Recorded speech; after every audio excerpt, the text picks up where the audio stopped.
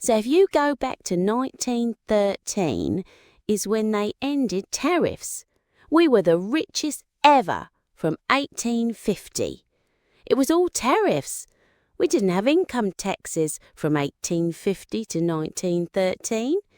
In the 1887, they had the Great National Tariff Act.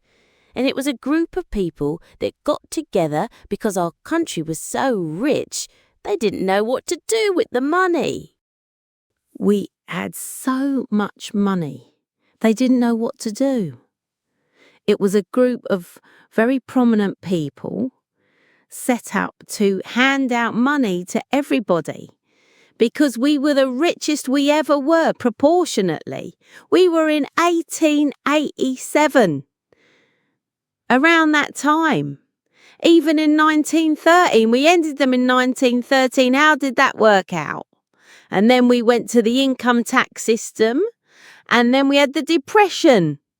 And by the way, a lot of people try and say, oh, tariffs with the Depression. Now, they ended in 1913, and then we went to income tax.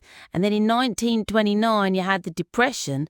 They did try and bring it back in 1931-32, but the Depression had already started, and this poor, beautiful nation was gone. It was gone.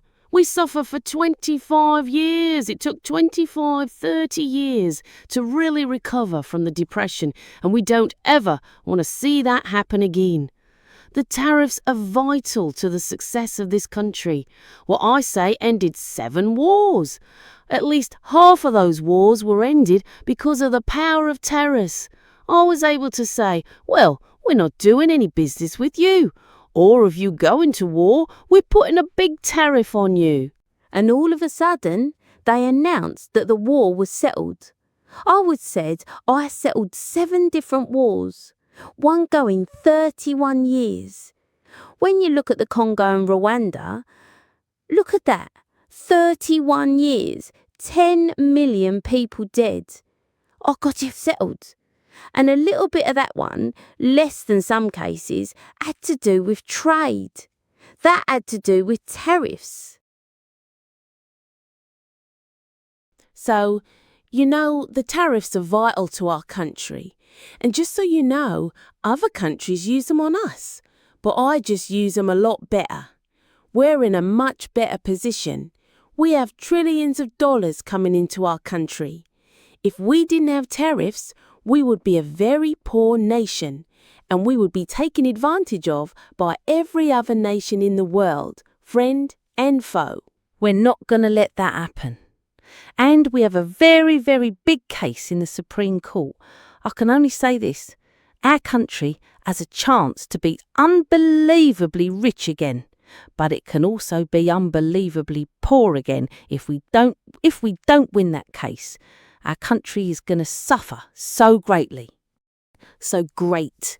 But I think we're going to have a big victory. Even if you look at the people that brought the case, they're foreign orientated. Their foreign countries have taken advantage of the United States for so many years. And I started with China. Last term, I took in hundreds of billions of dollars in tariffs from China.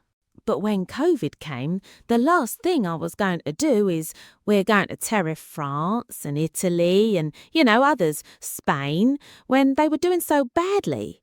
But now we made a deal with the European Union where they're paying us almost $1 trillion and they're happy to do it. You know what? They're happy. It's done. These deals are all done. I guess we'd have to unwind them. We've done deals with Japan, with South Korea. We've done deals with many countries and others to come.